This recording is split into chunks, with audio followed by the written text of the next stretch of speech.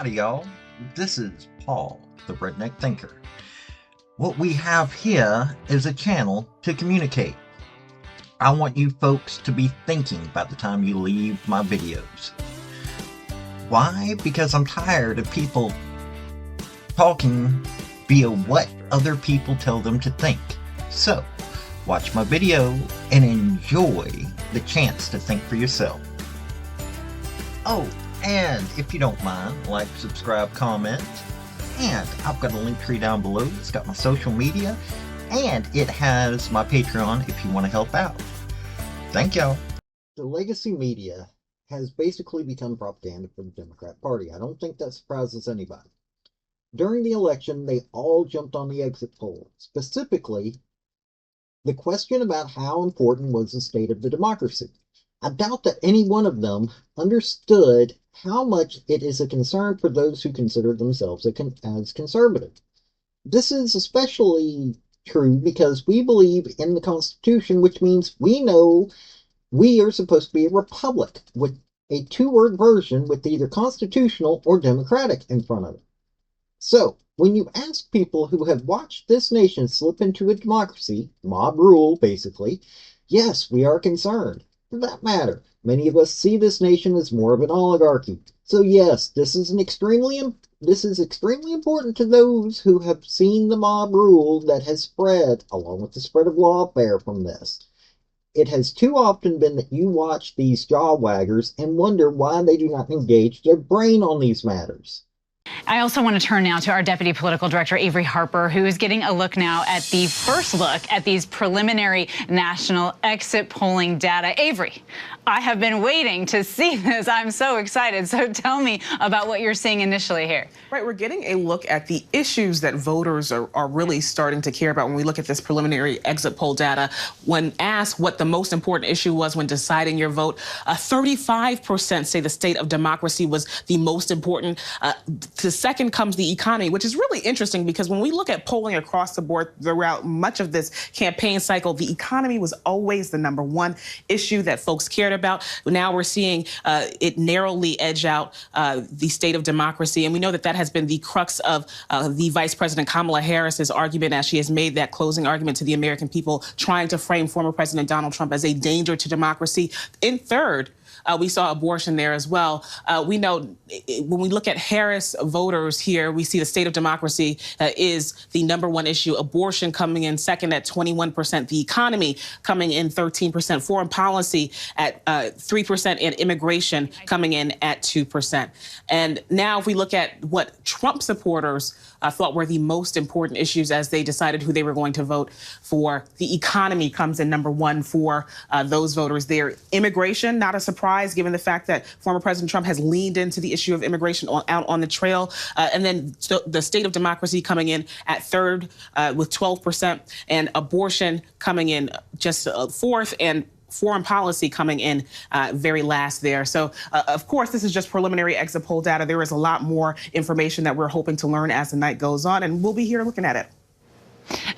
Those are fascinating numbers. It's really interesting, I think, to see foreign policy so low there, especially for Trump supporters, because we really heard differently even months ago. ABC Deputy Political Director Avery Harper, thank you so much, and I can't wait to check back in with you soon. Politico had this to say: the polls don't close for hours, but the trickle of networked exit polls have officially started, and democracy is shaping up to be a significant issue in voters' minds. Democracy matters most to 35% of respondents to the National Election Pool exit poll, according to the NBC News. The economy was right behind 31% of voters, followed by abortion with 14%, immigration with 11%, foreign policy with a paltry 4%. But according to AP Votecast, which is used by the Associated Press and Fox News, the economy reigns supreme for voters, so democracy also proved to be a strong motivator. That poll found that 39% of voters said the economy was the most important issue facing the U.S., followed by immigration at 20% and abortion at 11%. Still, nearly half the respondents to that poll identified democracy as the most important factor in their decision to vote. NBC News. The state of democracy and the economy in the U.S. were the top issues on the minds of voters as they cast ballots on the presidential election, according to preliminary results from the NBC News exit poll. Asked to choose among 5 issues, 34% of voters said democracy mattered most to the voters. Okay, yada, yada, yada. Men and women both said the state of democracy was their most important issue, followed by economy. Right. A majority of Harris voters prioritized the state of democracy. Abortion was the second most important issue of Harris voters, 2 in 10 of whom it mattered most to their votes, followed by the economy, foreign policy, and immigration. Half of Trump voters said the economy was the most important issue, followed by immigration, democracy, abortion, and foreign policy. As the election shows, they are failures at understanding people. Now let's do the constitutional take on what this country really is. Because as I said earlier, most of us that are conservative consider that we're supposed to be a republic. Benjamin Franklin was approached by Elizabeth Willing Powell and asked, "Well, doctor, what have we got, a republic or a monarchy?" He responded with a republic, if you can keep it. Article 4, Section 4 of the U.S. Constitution. The United States shall guarantee to every state in this union a form of republican government and shall protect each of them against invasion and on application of the legislature or of the executive when the legislature cannot be convened against domestic violence. Here's what James Madison said in the Federalist Letter, number 39. We may define a republic to be, or at least may bestow that name on a government which derives all its powers directly or indirectly from a great body of the people and is administered by people holding their offices during pleasure or for a limited time or during good behavior. It is essential to such government that it be derived from the great body of society, not from the inconsiderable proportion or a favored class of it. It is sufficient for such government that the persons administering it be appointed either directly or indirectly by the people, and that they hold their appointments by either of the tenures just specified. Now, that sounds, people will say, sort of like a democracy. Well, let's go to ThoughtCo. In a republic, an official set of fundamental laws like the U.S. Constitution and Bill of Rights prohibits the government from limiting or taking away certain inalienable rights of the people, even if that government was freely chosen by a majority of the people. In a pure democracy, the voting majority has almost limitless power over the minority. There are several ways that people have tried to change these basic truths, but this is the best way to explain this to people.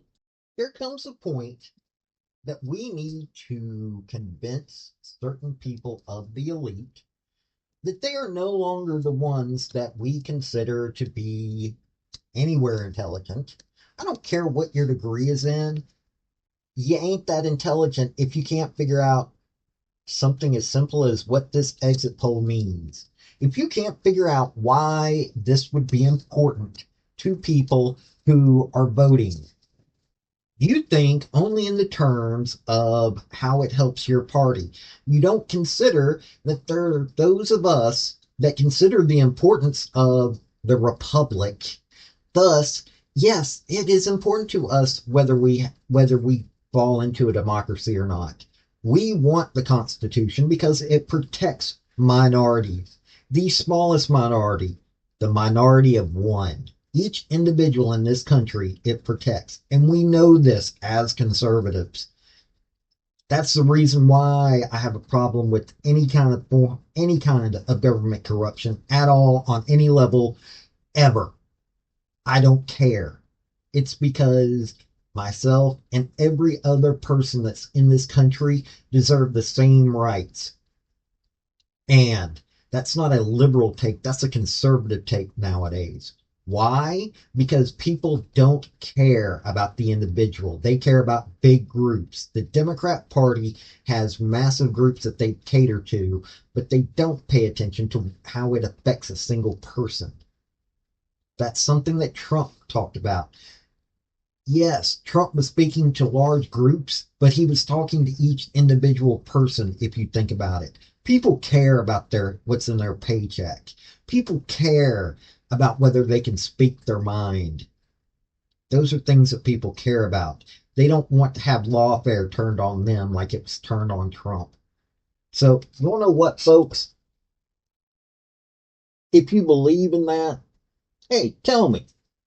Also, I've got a Substack that if you want to look up any of this information, so you can see for yourself that yes, I am basing everything I have on real information. Hey, go to my Substack. Links down below.